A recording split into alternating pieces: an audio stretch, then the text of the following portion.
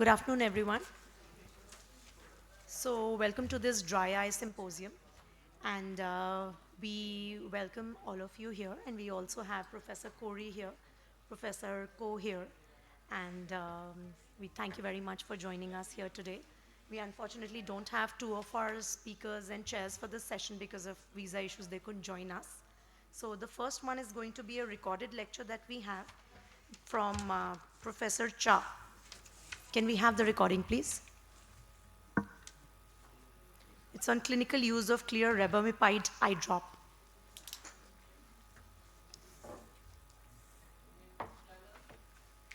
Hongwon Cha.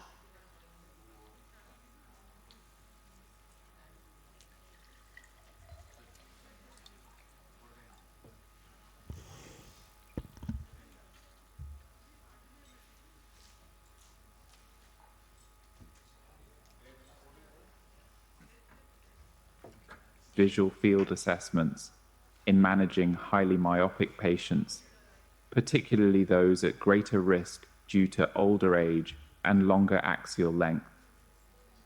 We are currently conducting a longitudinal study designed to explore the progression rates and characteristics of various visual field defects within our novel classification system for non-pathologic high myopia. By analyzing the longitudinal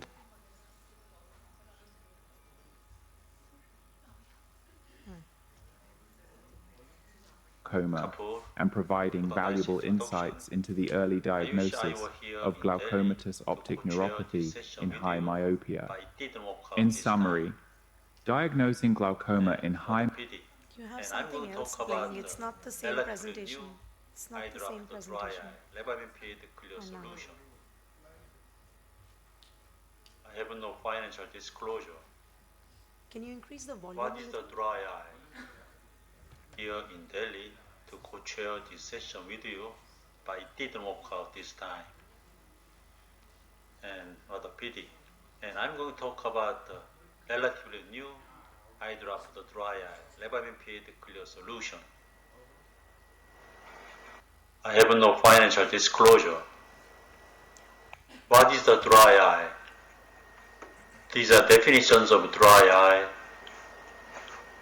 Upper part is the TFOS definition and lower part is Asian Dry Society definition. They are very similar but a little bit different. So ADES definition, I think we are more emphasize tear film instability and also the vision impairment. As you know, there is several layers in the tear film, and the tear film-oriented therapy suggested by ADES is a treatment for each layer. I think this is possible, even more possible, because mucin secretagogues such as diquafosol and rebamipide are available. These are Professor Yoko's video, and look at the black box. The spot pattern and dimple pattern tear breaks suggest mucin deficiency dry eye. So there is a mucin secretagogue treatment for this patient.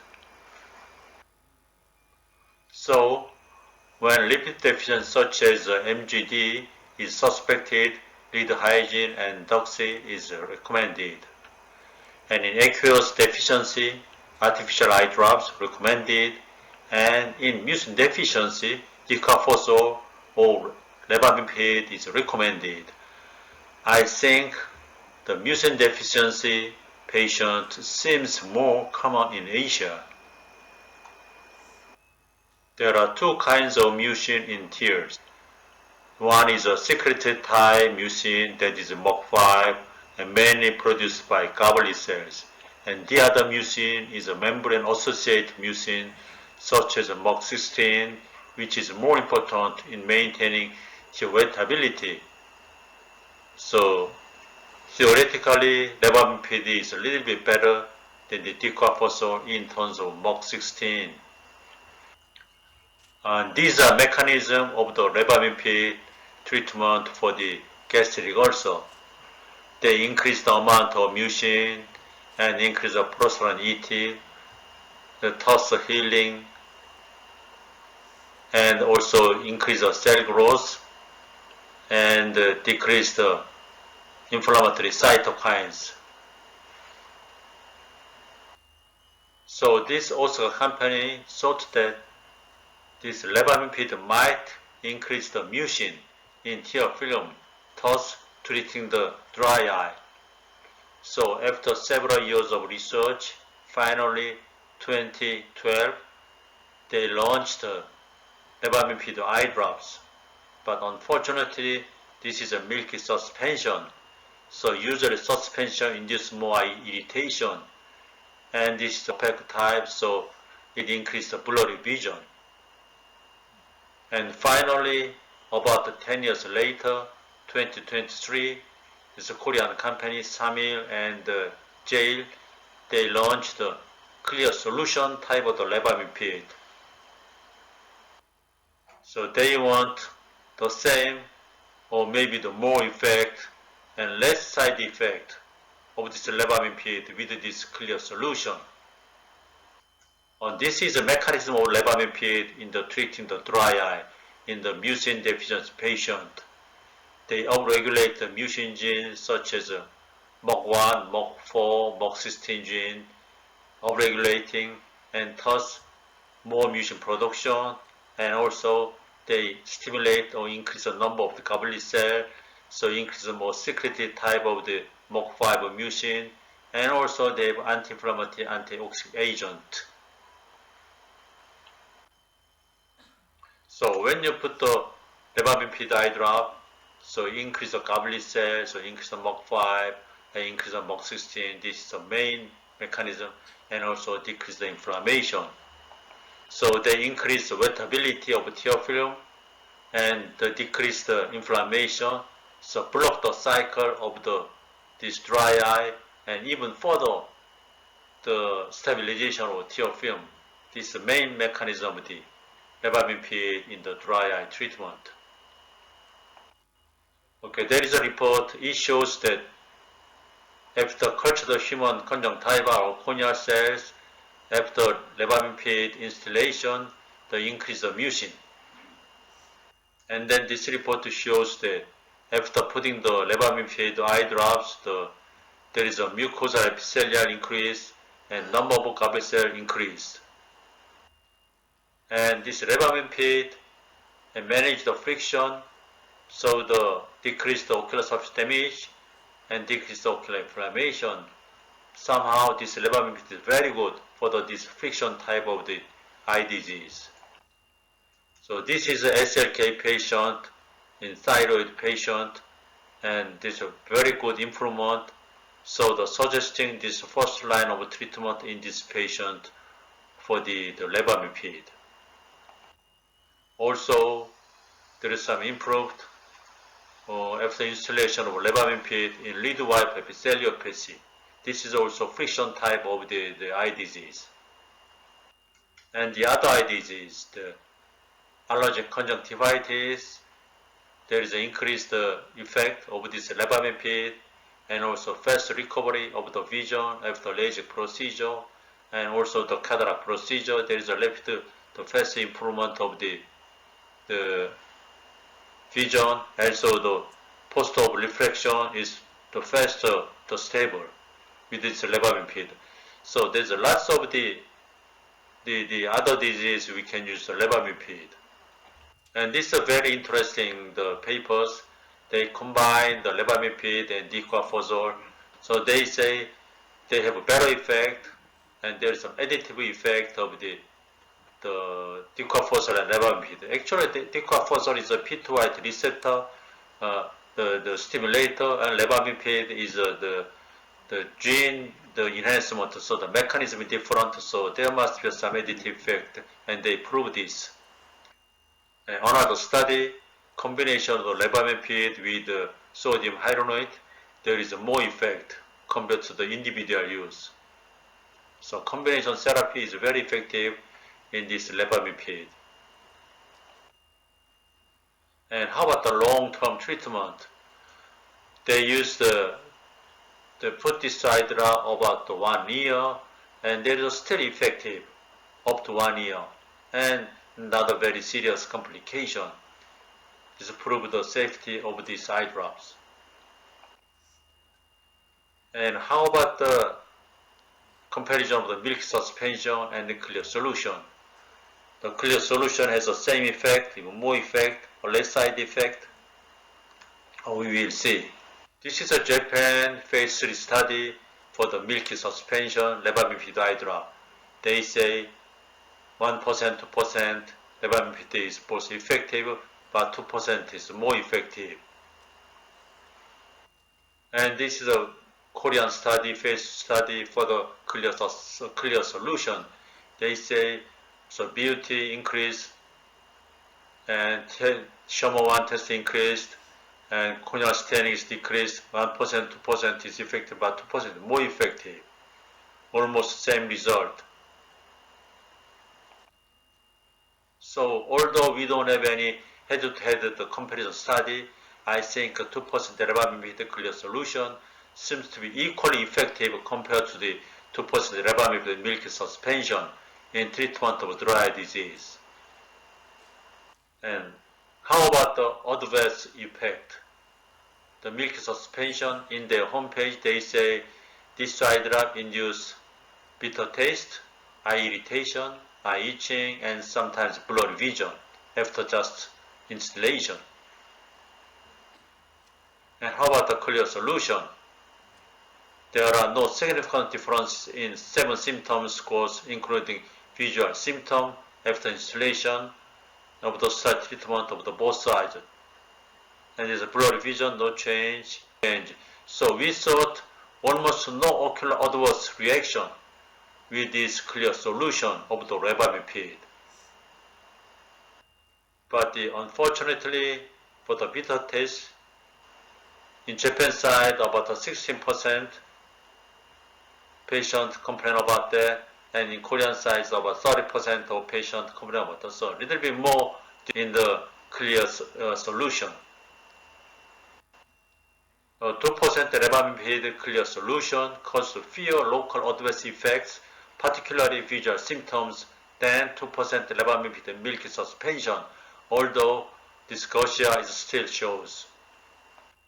So in summary, levamifene eye drop are effective in treating mucin deficient dry eye disease and other abnormal ocular surface conditions such as friction type conditions. Levamifene clear solution appears to be as effective as levamifene milk suspension in the treatment of dry eye disease. Levamifene clear solution causes fewer local adverse effects, particularly visual symptoms, than levamifene milk suspension. Thank you very much for your attention. So, Professor Hori, do you have any experience with using the rebamipide?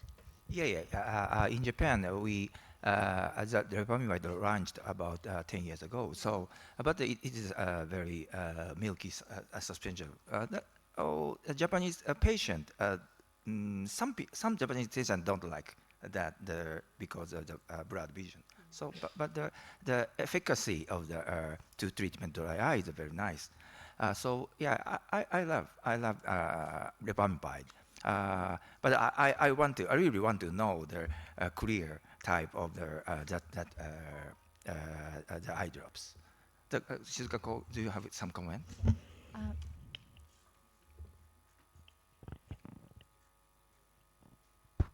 Okay, thank you. We have we previously evaluated the Rebamipide installation after visual quality. So actually we compare the high order variations before and 1 minute and 5 minutes after the Rebamipide installation. Of course, high order variations and light scattering. And what we found is maybe 1 minute after the installation, of course, the light scattering actually increased. But because this is actually not actually this is a kind of no it is just a water solution. Clear There is no increase of high odorlation, just light scattering because of the milky actually materials. But 5 minutes after the installation, there is no actually it is actually recovered to the baseline. So I think probably just after the installation.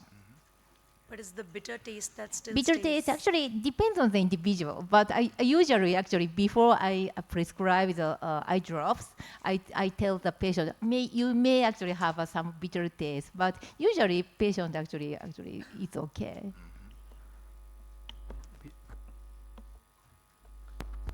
We don't have repamapide in Singapore, but I was just wondering, it looks like there's some synergistic effects with this drug together with diquafosol.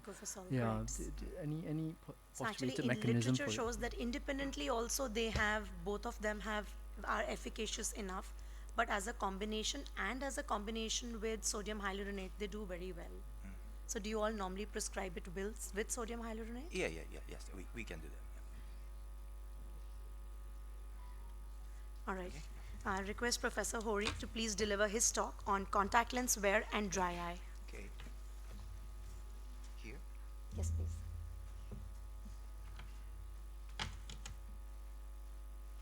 Professor Hori, can we have his presentation, please? The second one.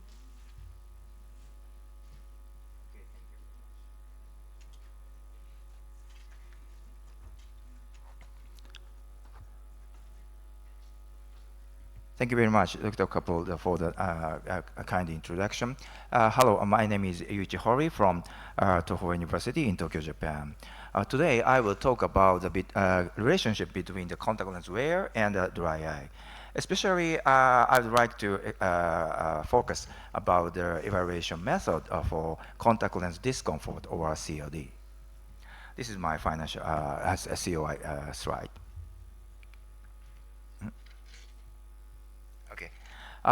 First of all, I would like to explain what contact lens discomfort over CLD is.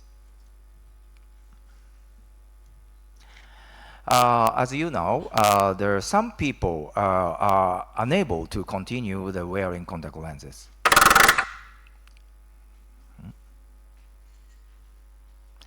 The two main causes of discontinuation is discomfort and dryness, both in the elderly and younger people.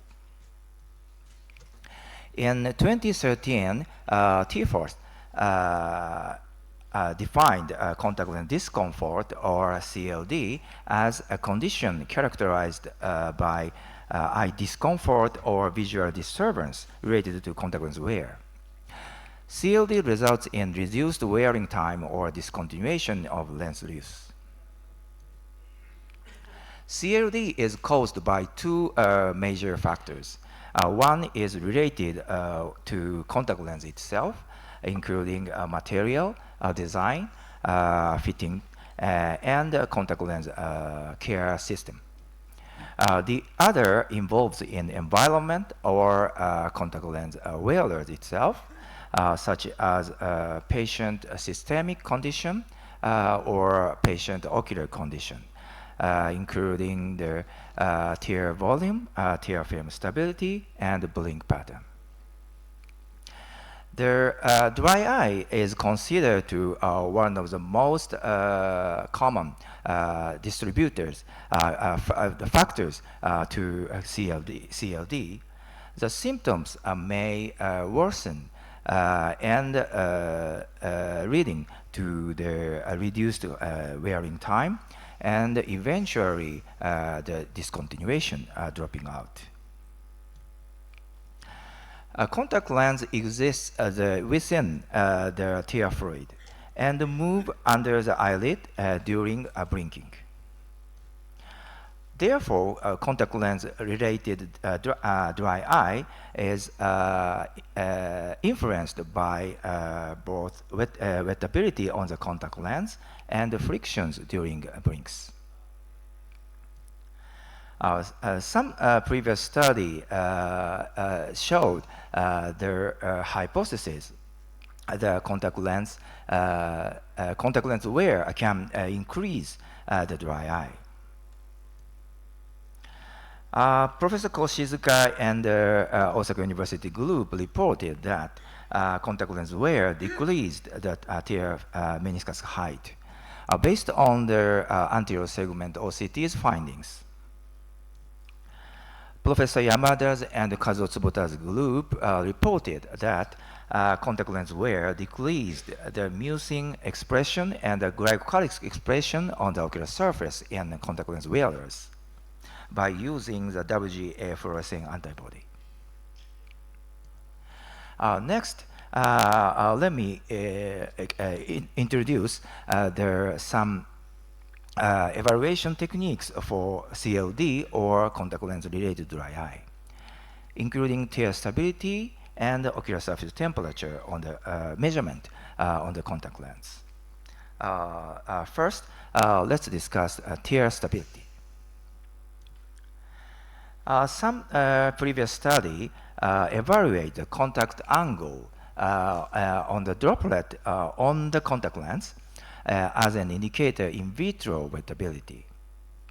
The smaller contact angle indicates the better wettability. It is a very standard method, but it is limited to in vitro condition. In clinically, we can measure the NIBUT on the contact lens in the contact lens wearers as an indicator in vivo wettability by using the instruments, for example, the keratograph 5M or the tear film interferometry like DR1 alpha. Our previous study compared these two methods and found that the interferometry is more suitable for evaluating the stability of the PULE contact lens tear film. Tear film interferometry is a very powerful tool for visualizing the tear film dynamics on the contact lens in contact lens wearers. You can see the examples. This is a good wettability pattern, and you can see the good movement on the movement of tear film on the contact lens. The middle one is limited tear film mobility. There's no move of the tear fluid on the contact lens. The right one is a localized area of poor wettability, like here. It is similar to the spot break with fluorescent breakup pattern. Measuring tear meniscus height is also the good method to evaluate ocular surface condition in contact lens wearers. The tear meniscus height measured by keratograph is significantly correlated with the NIBUT and dryness symptom. Finally, I would like to focus on the ocular surface temperature measurement, or OST measurement, which our group has been studying and interested in for several years. Basically, OST was first measurement in humans in 1968, reported by Dr. Mapstone. It is slightly lower than body temperature, averaging around 34 degrees Celsius. It is positively correlated with body temperature and negatively correlated with age. Corneal temperature and OST reflects tear film stability.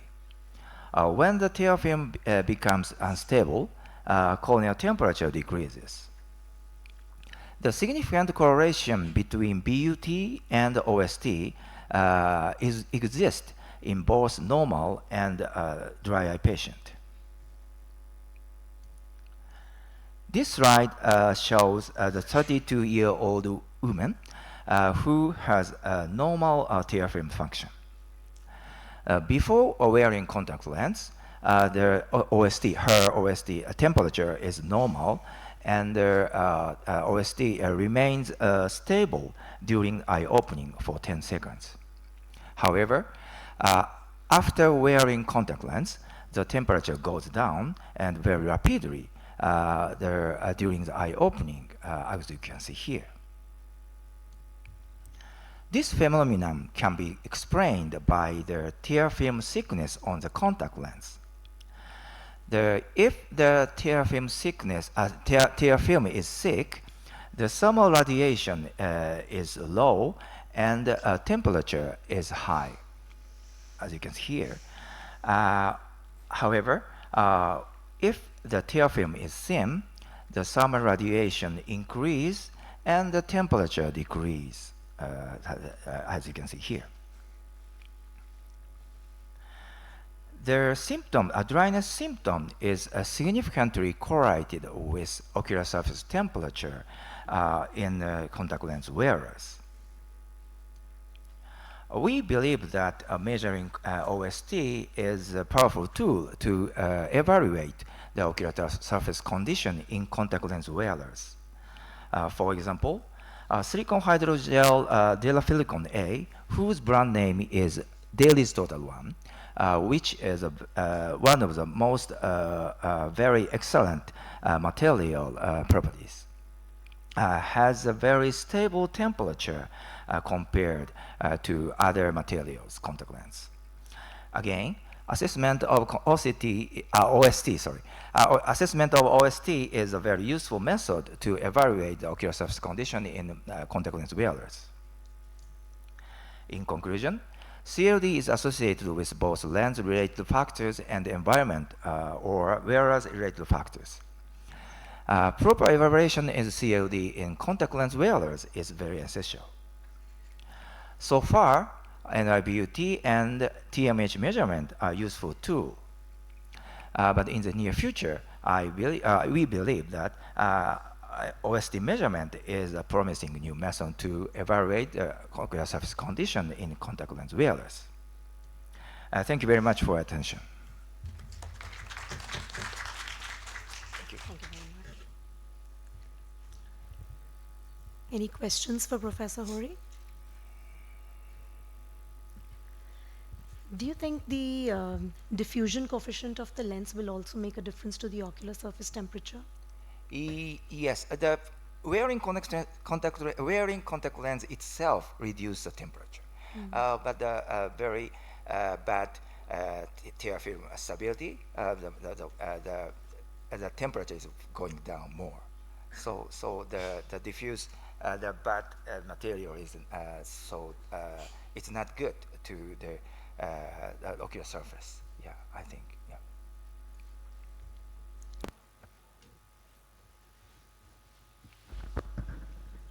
Great talk. Can I please ask you a question about OST? So that temperature, is it the central cornea, or you're looking at what, are you taking a mean of all, because you showed like a map, like a topography map. So what exactly are you looking at, or you're looking at tear variation factor, temperature variation factor, that is difference between the central cornea temperature and the limbus? What is it? That's a good question. The machine we use can measure the ocular surface temperature, all the surface of the ocular surface. And like a topographer, we can point out this area and this area. And we can compare that. But the center cornea is lower than the peripheral cornea, because peripheral cornea has the near the blood vessel. So I think. So you think in if it's dry, do you think that temperature variation would be larger between central cornea and the limbus? Yeah, we didn't have the data, so we want to. Because I'm thinking if its temperature is going down, so it's cooling down. Yes. Yeah. Temperature because of the thermal radiation, so the temperature is going down. So if the tear film is very enough, some radiation is low, so maybe the temperature is very stable during eye opening. It will be interesting to see the difference, though. Yeah. Yeah. Thanks for that. Thank you very much. Could you comment on specific cases where we are actually prescribing contact lenses where they might enhance optical quality of the patient? For example, in keratoconus, we are giving patients RGB rose case clearer lenses. So in relation to your study, what kind of methods of prescriptions are you advising your patients in your clinical practice? You are asking about the visual acuity and the ocular surface temperature? Optical quality in general. Patient with keratoconus, usually you are prescribing for good visual outcomes, you're prescribing specialized contact lenses to them as well. Yeah, we don't have the data about the relationship between the visual acuity in contact lens wearers and the ocular surface temperature, but yeah, it's very interesting. Yeah. Thank you very much. Yeah. Yeah, thank you, Dr. Hori. I think it's a very interesting topic because, frankly speaking, clinically, we don't usually measure the ocular surface temperature. So may I know exactly whether you measure this with or without the contact lenses on? And do you Yes. think Yes. Yes. so when you see the temperature going down when you remove the contact lenses itself, or when the contact lens on and you do this measurement? Yeah, but you can we can do the protocol, but the data I showed today is where the patient don't remove the contact lens. So you put the contact lens on and remove it and then retake the temperature. No, they take it Yeah, with the contact lens. Yeah, But we if you measure you that, can do the then but isn't it we on top don't. of the wet surface that usually, having lower temperature than the normal human surface, isn't it? Yeah. So this one is with contact lenses or without contact lenses? With contact lens. Okay. Yeah. I would like to see when you remove the contact lens and then remeasure it whether it changed or not, because if you are measuring but the the temperature on top of the surface, That that is situation can change the temperature, the Yeah. remove and the put on. So I understand you are asking, but it is difficult to measure Sure. that kind of thing in the experiment. Thank you very much for your Thank you. suggestion. Yeah. Thank you, Professor Hori. Thank you very much. The next presentation is on rethinking dry eye treatment by Dr. Liang. This is also a pre-recorded lecture.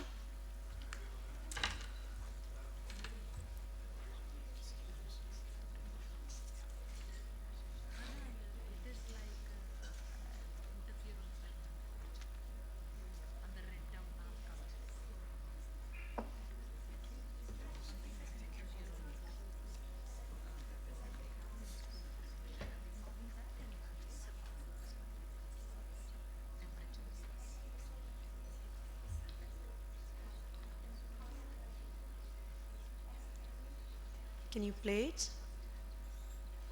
Hello everyone, it's really my great honor to share our and thoughts on dry eye treatment. I have no financial interest to disclose. Dry eye is lifestyle-related disease with comprehensive risk factors. With our better understanding of the disease, the consensus and guidelines are continuously being updated. However, unanswered questions remains. For example, although punctal occlusion is recommended, our experience and the literature show that there is no significant improvement in tear volume after punctal occlusion in some patients. Furthermore, decreased Schirmer after punctal occlusion in normal subjects has been reported. So we wonder whether obstruction of the tear drainage may affect lacrimal gland and the ocular surface. Second, there is overlap between the symptoms of dry eye and visual fatigue. Visual fatigue often stems from binocular accommodation and vergence disorders. So we wonder if visual fatigue be a factor in patients who don't respond well to conventional dry eye treatment. Dry eye is associated with anxiety and depression. Studies show that individuals with higher subjective happiness report fewer symptoms of dry eye. Our pilot study showed laughter immediately improves tear film stability and lipid layer thickness, so maybe laughter exercise could alleviate dry eye symptoms. For the first question, we developed an animal model to mimic obstruction of the tear drainage and see whether and how lacrimal gland and ocular surface would change. We surgically removed the lacrimal sac of the mice. The surgical model is called STDOB. Princle1 mutant mice with congenital nasolacrimal duct dysplasia serve as a genetic model for tear duct obstruction, which is called GTDOB. STDOB and Princle1 mice showed similar ocular surface phenotypes, including epiphora, corneal epithelial defect, and conjunctival goblet cell abnormalities. As for the lacrimal gland, there was no significant atrophy of the gland in all groups. Neither inflammatory changes were observed in the glands on HE staining. Under EM, in STDOB and Princle1 mice, secretory vesicle fusion of the lacrimal gland acinar cells were observed with altered expression and localization of RAD3D, WAMP8, and SNAP23, which function in membrane fusion. Lactoferrin, lipocodin-2, and lysozyme expression were increased in both lacrimal gland and tears in STDOB and Princle1 mutant mice. So our results show that physical obstruction of the tear drainage in mice is associated with abnormal lacrimal gland secretion and altered ocular surface.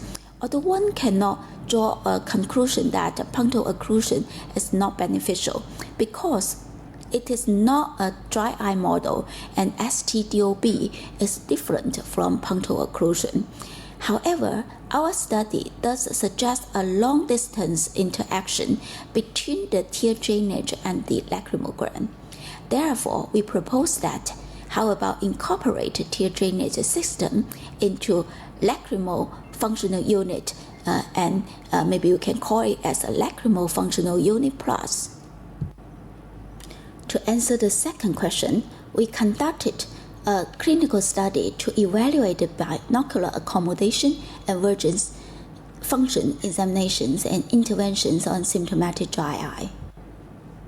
The study has two parts. The first is an observational study. Before treatment, we initially compared the binocular AV function between dry eye patients and healthy controls. After 3 months dry eye treatment, we examined the patients again and subdivided them into two subgroups. If the decreased OSDI was more than 12.5, we put them in the improved symptom subgroup. If the OSDI improved less than 12.5, then we put in the recalcitrant subgroup. The second part is an interventional study. Patients with recalcitrant symptoms and concurrent AV dysfunction was prescribed an 8-week orthoptic intervention to correct the AV dysfunction. The results show that there is a significant higher prevalence of AV dysfunction in dry eye patients, especially in recalcitrant subgroup. 86% of dry eye patients had binocular AV dysfunction, significantly higher than 16.7 in the healthy control.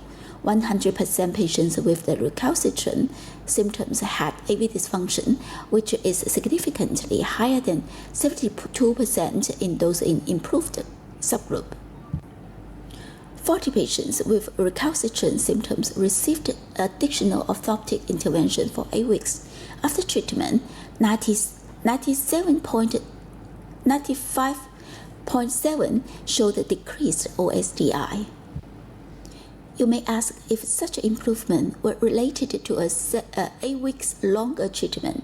However, our results shows there was no significant improvement in the signs. So please think about binocular AV dysfunction when treating recalcitrant symptomatic dry eye. To answer the third question, we conducted an RCT study to evaluate the effect of laughter exercise versus 0.1% hyaluronic acid on symptomatic dry eye disease. We enrolled adult symptomatic dry eye patients without or with limited corneal staining. 299 participants were randomized to receive laughter exercise or artificial tears 4 times a day for 8 weeks. The laughter exercise group viewed an instructional video and were requested to vocalize the phrase as the video shows.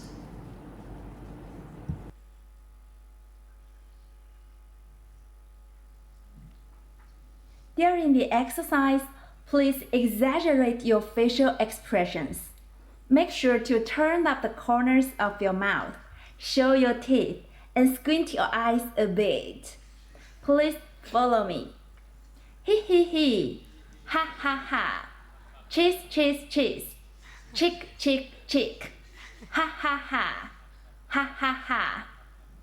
Repeat it 30 times per session and do this exercise 4 times a day. Interesting.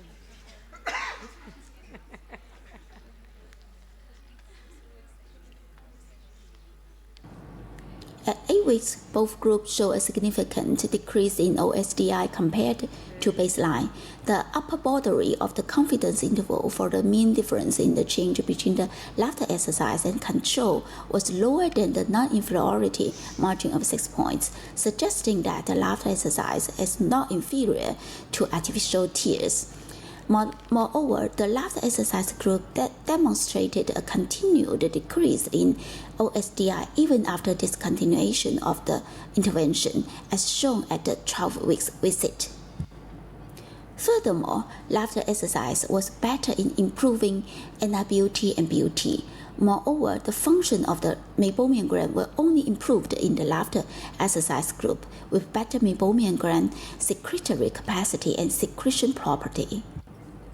Therefore, we conclude that a daily dose of laughter may help to relieve the symptoms of dry eye. Potential explanations were as following.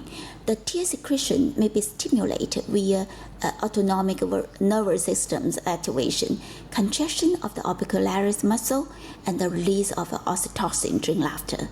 However, the exact mechanism remained to be explored.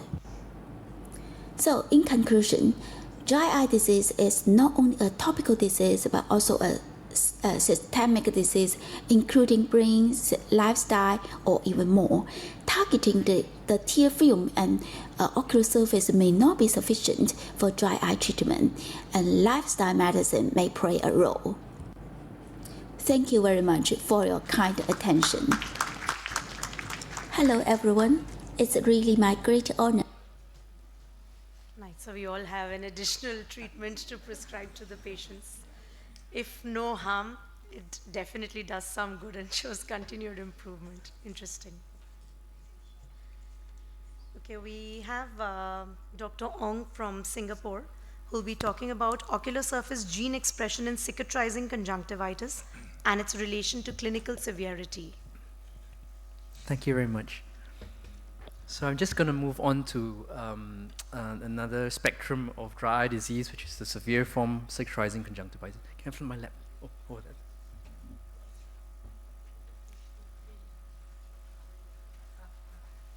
Okay. So I'd like to thank the Asia Dry Eye Society for the invitation to give this talk on ocular surface gene expression in cicatrizing conjunctivitis and its relation to clinical severity. And part of this work is my PhD with Professor John Dart at Moorfields, UCL. I have no disclosures relevant to this talk to declare. So, cicatrizing conjunctivitis are a heterogeneous group of diseases that can cause inflammation and scarring of the conjunctiva. They can cause significant ocular morbidity, and patients often have chronic symptoms, and the disease can be debilitating and painful. Bilateral blindness has been reported in as high as 20% of patients, and loss of vision in these conditions occurs due to the effects of chronic inflammation and scarring, and these include corneal epithelial instability with risks of infections, corneal scarring, lid margin keratinization, and corneal scarring, corneal vascularization, and in severe diseases such as this eye on the bottom right, total ocular surface failure with keratinization, which is severe dry eyes. In chronic cicatrizing conjunctivitis, a hostile corneal environment is formed, which include chronic conjunctival inflammation, goblet cell depletion, aqueous tear deficiency, and limbal stem cell deficiency. And this hostile environment results in an epithelial instability and breakdown, and the consequence is corneal ulceration and risk of infections, corneal melts, and perforations. So this, the study indicates that in the UK, the majority of cicatrizing conjunctivitis is due to pemphigoid. And this is the case in Western world, but it's increasingly common in certain Asian countries, such as India, where pemphigoid is becoming more and more prevalent. And in Asian population in the past, Stevens-Johnson's is also a common cause. There are, of course, over 30 other causes of cicatrizing conjunctivitis, as shown in this slide, with pemphigoid and Stevens-Johnson's being the commonest causes. The diagnosis of underlying causes of cicatrizing conjunctivitis is difficult, and simply put, there are three main groups of scarring diseases. The first group are those with blinding progressive scarring disease where immunosuppression is often needed, and this include pemphigoid or a subset of patients with Stevens-Johnson's and TENS and drug-induced scarring, which behave like pemphigoid, where they develop both inflammation and progressive scarring, and this now thought to be termed to be something called non-responders in terms of SGS treatment. Some of these can be positive for direct immunofluorescence when biopsies are taken. The second group are those with ocular surface neoplasia, and these are usually unilateral, and they can be mistaken for progressive cicatricial diseases. The third group are those that are previously termed pseudopemphigoid, where the scarring rarely blinds the patient, but sometimes the inflammation can. And most of these patients do not really need systemic immunosuppression, except a few of them, such as lichen planus, where they need immunosuppression to suppress the inflammation. But for these, there's usually no progression of the scarring in terms of scarring diseases. So these are the images of all three groups of scarring diseases with variable inflammation, with group 1, the progressive diseases, group 2, the malignancy, and group 3, the ones in yellow, which are where the scarring rarely progresses. And as you can see, clinically they all look very similar, and they pose a diagnostic and management challenge in cicatrizing conjunctivitis. So you've seen it's a devastating disease. Patients suffer from significant morbidity. The diagnosis is difficult, and due to the complex pathophysiological interactions and the limited animal models that we have, the process that results in inflammation and scarring in cicatrizing conjunctivitis are poorly understood. And this translates to a lack of targeted treatment, and current treatment mainly rely on untargeted empirical systemic immunomodulation, which are not only ineffective, are also associated with side effects, and this contributes to the morbidity. So there's a need to develop more targeted efficacious therapies, more sensitive measures to assess disease activity and severity for a more personalized medicine approach in ocular surface diseases. So one solution is the discovery of good biomarkers in surface disease, which will facilitate disease detection, stratification, monitoring, guide management, and also prognostication, and also knowledge about the molecular pathways will allow us to gain an insight into the pathogenesis that drives cicatricial diseases and facilitate the discovery of novel therapeutic targets for these difficult to treat diseases. In this talk, my focus will be on mucous membrane pemphigoid.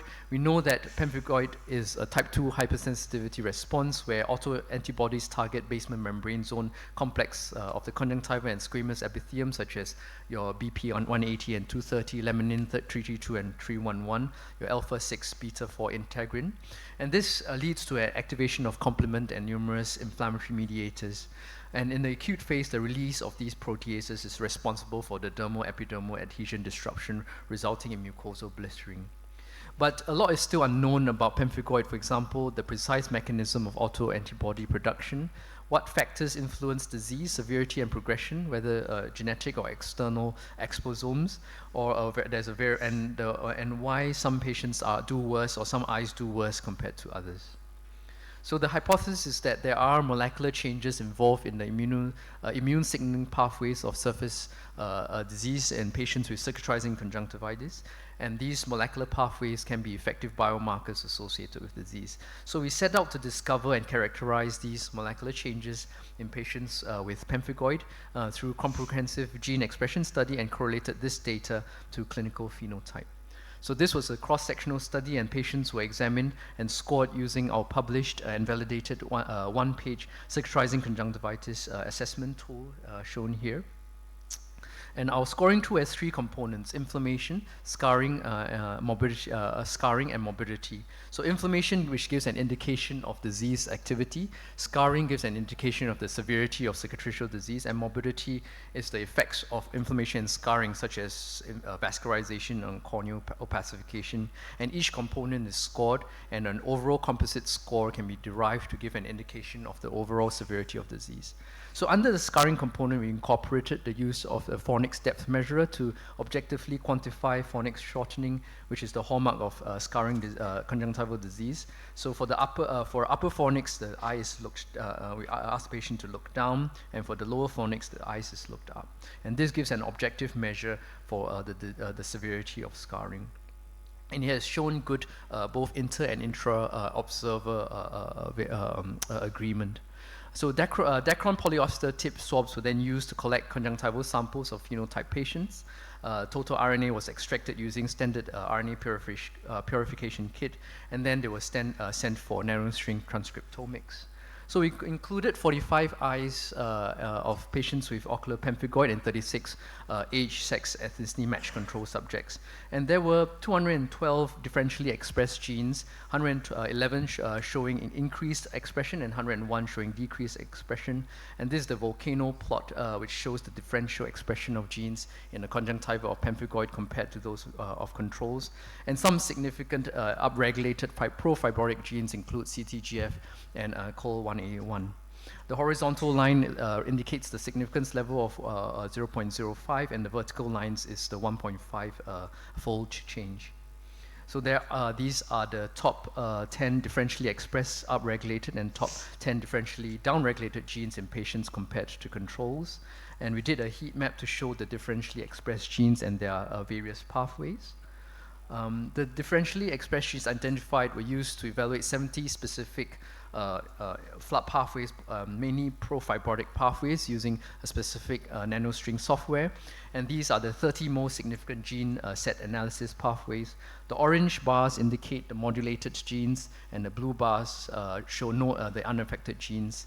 And the extracellular matrix organization pathway appears to have the highest number of modulated genes as expected in these type of scarring diseases. So a correlation analysis was conducted between the normalized gene expression counts together with our scarring tool that I showed earlier, with comprising of inflammation, scarring, or morbidity and composite score. And three genes, HMOX1, ICAM1, and RP S27A, correlated with all four components of the cicatricial conjunctivitis assessment tool scores. 14 genes correlated with 3 of the components of the scores, where 4 genes correlated with inflammation, scarring, composite score, 1 correlated with inflammation, morbidity, and composite score, and 9 genes correlated with scarring, morbidity, and composite score. 57 other genes correlated with 2 out of 4 components of the cicatricial conjunctivitis score. So what's the impact of this work? So by employing a non-invasive, straightforward conjunctival swab from the inferior bulbar conjunctiva, we bypass the need for any invasive biopsies to obtain ocular surface transcriptomics. And we showed that the nanostring platform can be used to investigate hundreds of genes and give accurate quantitative gene expression without the need for amplification or reverse transcription. We showed a correlation between the expressed gene counts of differentially expressed genes and components of the scoring tool indicating that these can be potential biomarkers of ocular surface diseases. And as mentioned earlier, biomarkers can be important in disease detection, stratification, monitoring of condition and response of treatment, prognostication, and for a research front, they can be used to screen patients in clinical trials for more rapid screening of novel therapies, enhance participant selection for trials, and also understand the molecular pathways that are driving cicatricial disease, and this will facilitate the development or the discovery of novel therapeutic targets. One of the future work involves the development of a point-of-care device where a panel of these biomarkers can be detected either in clinic or even in the community and give us an indication of both diagnostic and also disease severity. Thank you very much.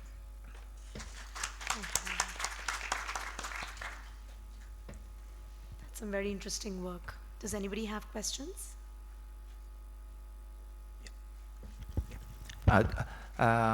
Great talks. Congratulations. Do you think for example, the topical therapy for the scatter pain for the patient can change the gene expression? Yes, I mean, definitely. I mean, if especially the immunosuppressions for topical steroids, topical cyclosporin or tacrolimus will change the inflammatory profile. And the thing is, there's no sensitive tool that's not that's sensitive enough to detect these type of changes in terms of disease severity. So for now, what we are based on is clinical assessment, including the Fornix-Depth measure. But sometimes scarring can take weeks, even months to develop, and this will give a screening tool for not only current therapies but also possibly future drops that might be available, for like anti-fibrotic drops that are available. Okay, yeah. I agree with the anti-inflammatory therapy. So because of this is a dry eye session, so do you think that dry eye treatment for the scatter pain for the patient can change the situation? Yes, I mean, dry eyes is considered an inflammatory disease. So actually, in fact, we are working on a point-of-care device that's actually focused on dry eyes and certain biomarkers that have already been published that are important, like lactoferrin and things. And these are important biomarkers. So this is just one spectrum of the ocular surface disease. But of course, yes, it will be important in dry eyes as well. Okay, thank you very much.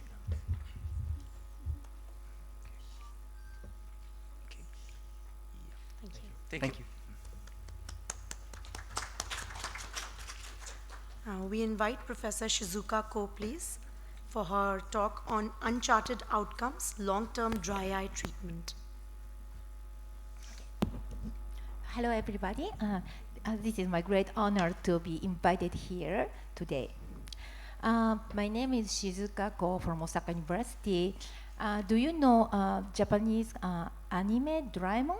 So in this anime, there is a girl whose name is Shizuka. So actually, my name is exactly the same name. So you can remember me very easily. Thank you. Okay, this is my financial disclosure. I'm just having a hard time standing. So in your clinical practice, there are many patients who have been on a dry eye treatment for long years. But how about the long-term treatment outcomes? Do you know? So actually, so many. So there are. Okay, topics about dry eye diagnosis and treatment are well actually discussed, but long-term treatment outcomes are rarely discussed. So this is the reason why I chosen this topic. So in this talk, I'd like to explore what remains uncharted and what we can learn for the future. Shown here is the current treatment options of eye drops for dry eye. Although there are variations in the countries and regions, Actually, these can be mainly classified into viscosity agents and secretagogues, that is, tear stimulation drugs, and chronic drops for chronic inflammation or excessive evaporation. Shown here in the right side are eye drops approved by US FDA. And shown here in the left side are eye drops mostly used in Asia. So I think there are some previous topics mentioned about sodium hyaluronate and dicarfosol and ribamipide. I believe all of you are familiar with Deuce report. Actually, Deuce report was first reported in 2007, and 10 years later, 2017, it was revised. Now, several newer reports are coming. Based on the changes in the understanding of the types, symptoms, and signs, new perspectives on dry eye were proposed by Asia Dry Eye Society, ADES. This is a very, very brief, actually, comparison between the DUCE 2 and ADES about dry eye definition. According to DUCE 2, dry eye is actually defined as characterized by multiple potential pathogenesis. In contrast, according to ADES, dry eye is defined as characterized by unstable tear film. Actually, unstable tear film is a core pathological mechanism. So based on the abnormality in tear film or epithelial surface, ADES classifies dry eye into 3 types: aqueous deficient dry eye, and decreased wettability dry eye, and increased evaporation dry eye.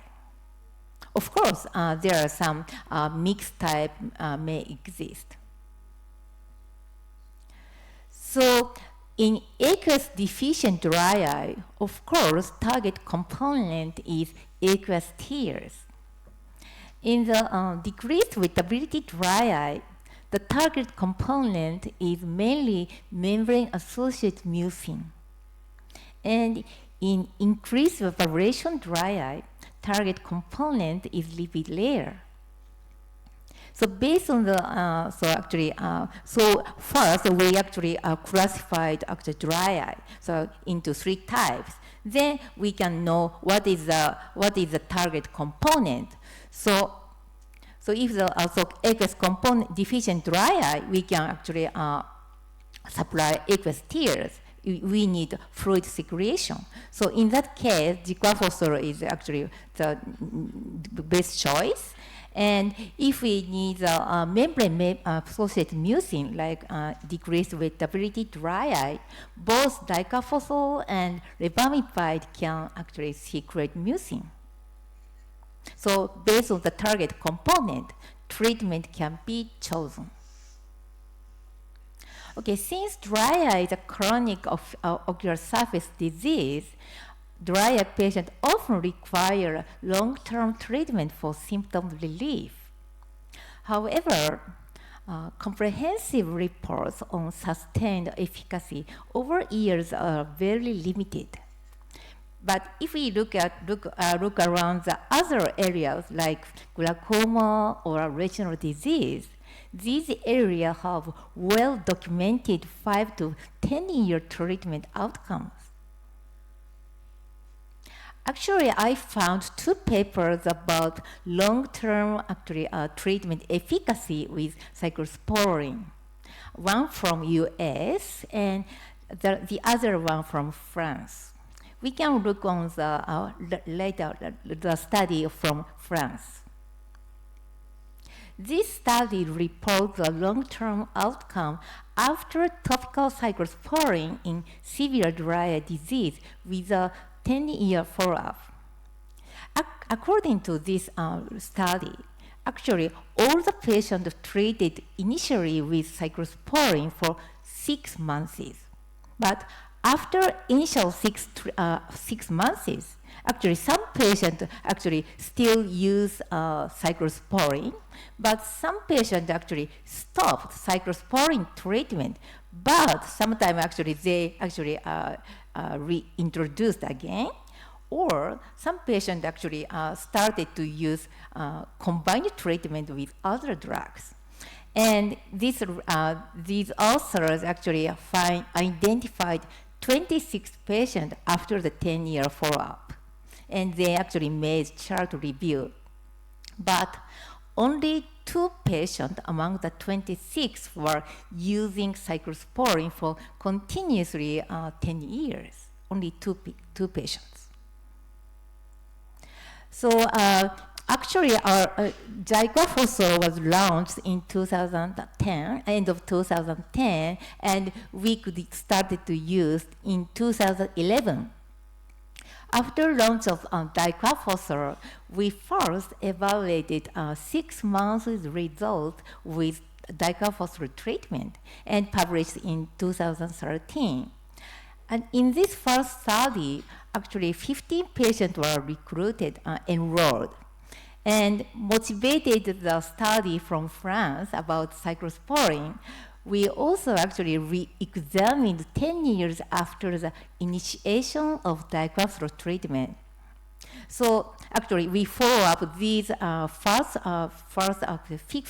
15 patients. We actually evaluated 6 months results. Then among the 15 patients, we could identify 7 patients are still continuously using Zygophosphor. So we actually made a chart review.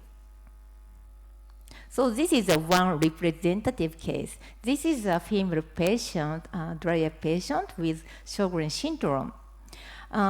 Before she came to our university hospital clinic, you can see the typical actually Sjogren syndrome type dry eye. You can see the patches pattern SPK on the cornea, and you can see the severe conjunctival staining.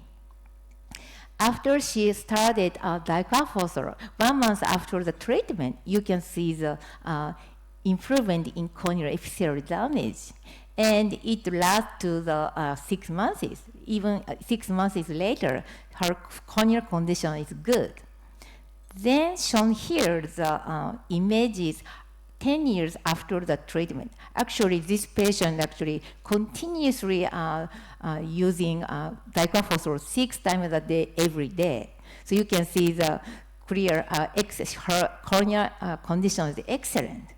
And what I was surprised at this, what her eye is, when I was a resident, I was told that conjunctival staining in Sjogren syndrome dry eye is actually very, very difficult to improve.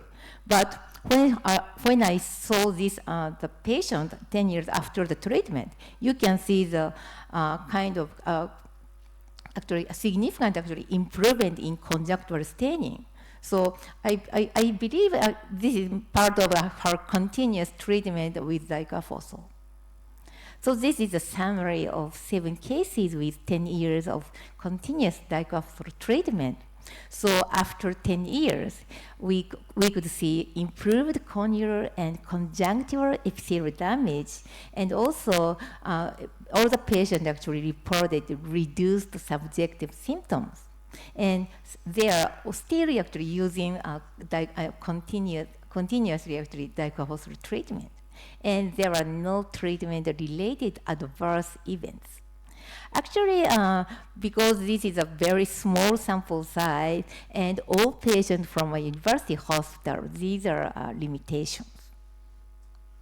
And because we only actually detected 7 patients for 10 years after follow-up, so we'd like to investigate the actually long-term outcomes in a larger number of the patients. So we actually focus on the 5 years, for 5 years. So we could actually identify 27 dry eye cases on diclofenac monotherapy for longer than 5 years. So mostly these patients are Sjogren syndrome, and observation period is average is almost 8 years. So as the final visit, more than 5 years after the diclofenac monotherapy, again, we could see improved corneal and conjunctival epithelial damage, and also we could see the reduced subjective symptoms. Actually, in patient continuing diclofenac treatment for more than 5 years, 48% of the patient adherence to 6 times a day diclofenac installation, because diclofenac is actually, we actually ask the patient 6 times a day.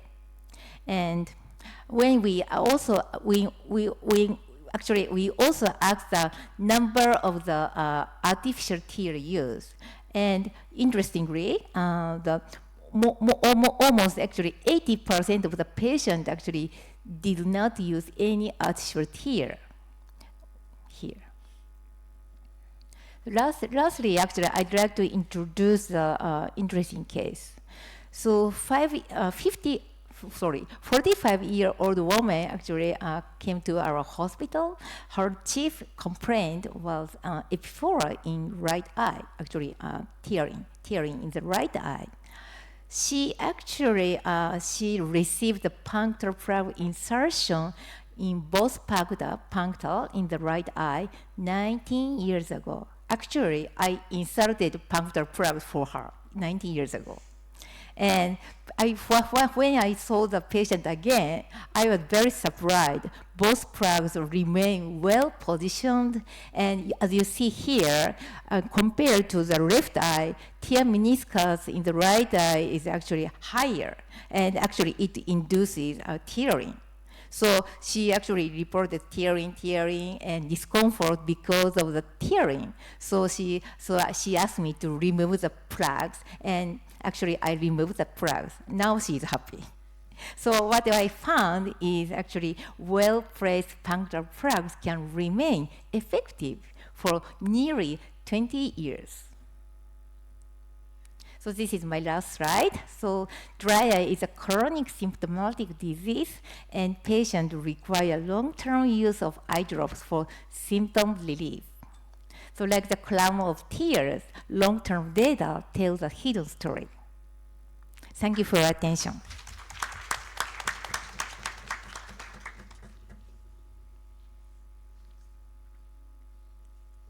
I think that's good data. Do some people have any experience of using diclofenac here in India? And if anyone would like to share their experience?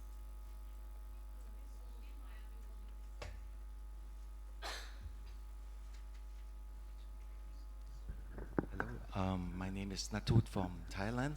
I would like to ask the speaker and Dr. Shizuka about the long-term treatment for the dry eye.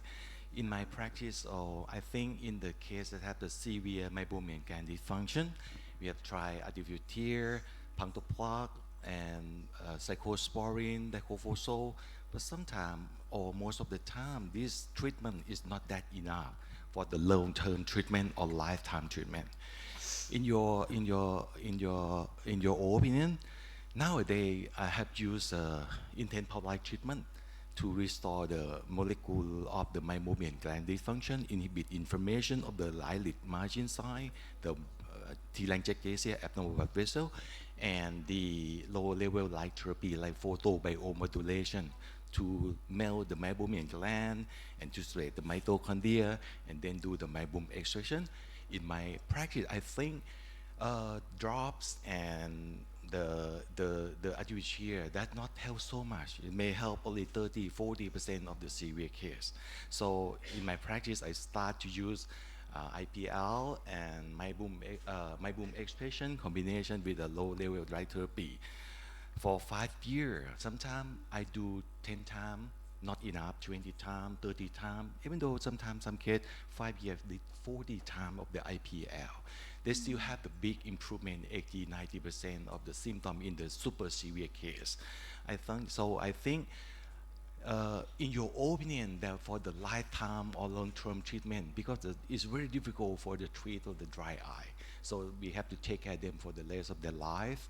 And in your opinion, how efficacy of the IPL and the photobiomodulation that you apply in your practice? In my practice, I really considering this one like an anti-aging. When we treat at the severe condition like 70 years old, severe meibomian loss 90%, it's very difficult. But at least we try this one, it improved maybe 80-90% improve, and considering like 8 or 12 times, and then every 3 months forever for the rest of their life. How is your opinion about this difficult condition, like a long-term treatment? Right. Thank you. Okay. Thank you for the thoughtful comment. As you mentioned, I think the most of the patients I showed today is actually didn't have actually kind of severe MGD. But as you mentioned, actually, if the dry eye patient comes with MGD, I think the treatment is actually kind of difficult. And also, did you also do you also check the lead margin about Demodex?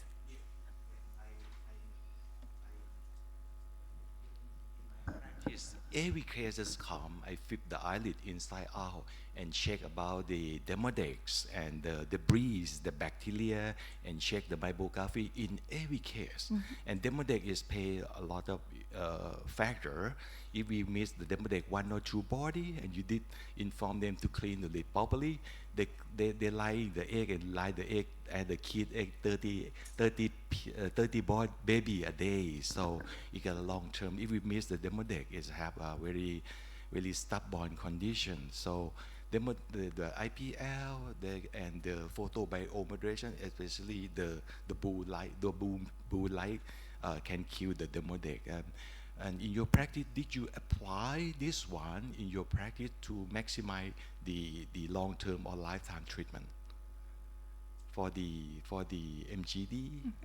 Yeah, beyond the eye drop. I mean, because in my practice, the eye drop like cyclosporin and the diclofosol, that's not so powerful to me. Yeah, I think these dry eye drops are actually mainly focus on the dry eye, not for actually specifically MGD, but MGD is actually, of course, has the aspect of evaporative dry eye because of the lipid is actually less. So usually, actually, we need actually also dry eye treatment of increased evaporation dry eye, but. So do you often actually use a combined dry eye drops, many similar options? Right, I considering about the drops and the cyclosporin and diclofosol like a basic therapy. You mean you use about the combination? Right. Together? Right. We use so many actually. Right. We use every weapon that we have to optimize the treatment. Even sometimes they have. Yeah.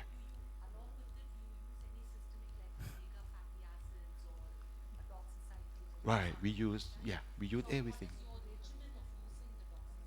Doxycycline, we start a 1 tab a day, 100 milligram, for several months.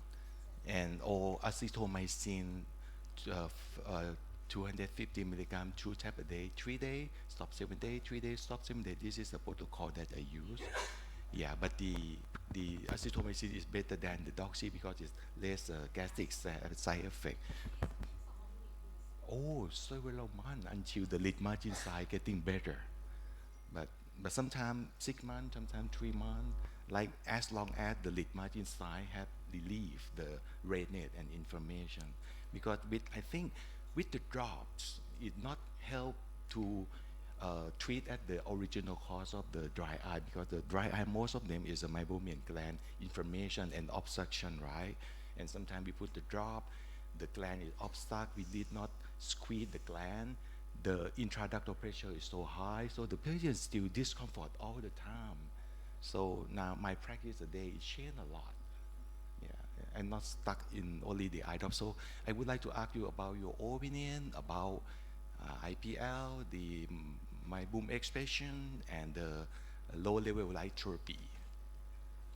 Do you have any comment for that part to share for us? Okay, thank you. Actually, I'm in our university hospital. Actually, we don't have IPL devices, so I don't have any experience about IPL. But actually, I heard that, of course, I heard that IPL treatment is most generally actually effective for MGD. But of course, there are no, some patients had no effective. So I think always actually like dry eye, actually treatment of management of MGD is kind of difficult. But I think we have to actually, probably we have to actually communicate with the MGD patient actually, yeah. Dr. Ong, do you have any experience with the IPL? Yeah, so I mean, we do have we've got LipiFlow, IPL, and also BlephX, and the treatments really varies depending on the patient's phenotype. So, for example, if you've got lots of meibomian gland plugging, which is very severe, then I go straight to LipiFlow, which is basically heat application and then help to express the meibomian gland, especially those with very difficult expressibility of the meibomian glands. For IPL will be those patients, for example, what you've described earlier, those with, if you do a meibography where they've got meibomian gland dysfunction, abnormal meibography, I'll do an IPL. BlephX are those where there's lots of crusty lids, anterior blepharitis, query demodex, and the BlephX we usually do 3 sessions, and when I do BlephX, usually sometimes I just send them for IPL at the same time.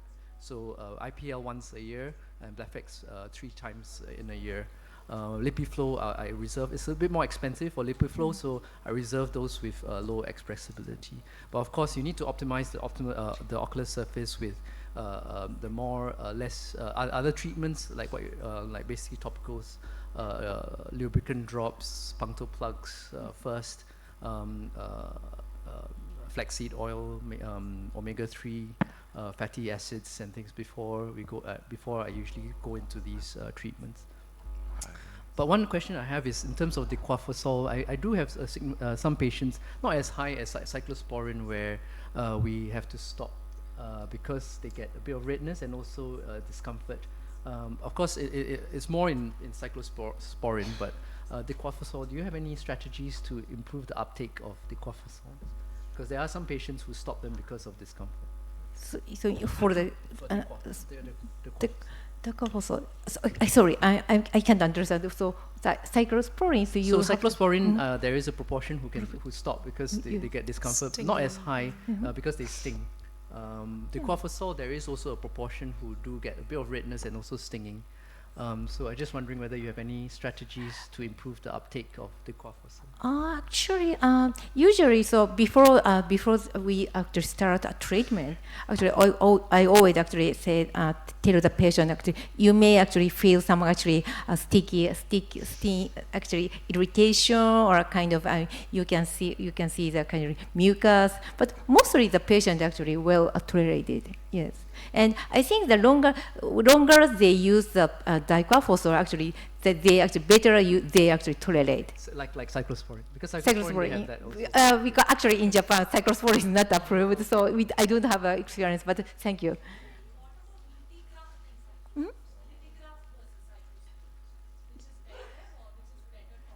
Liftigras is not cyclosporin, but not. Yeah, I'm sorry. Yeah, sorry. I'm sorry. Both Liftigras and cyclosporin are not approved in Japan, so I don't have any experience. Sorry. I think with lifitegrast, the cost is very inhibitory, so that becomes a big concern in regular usage in clinics.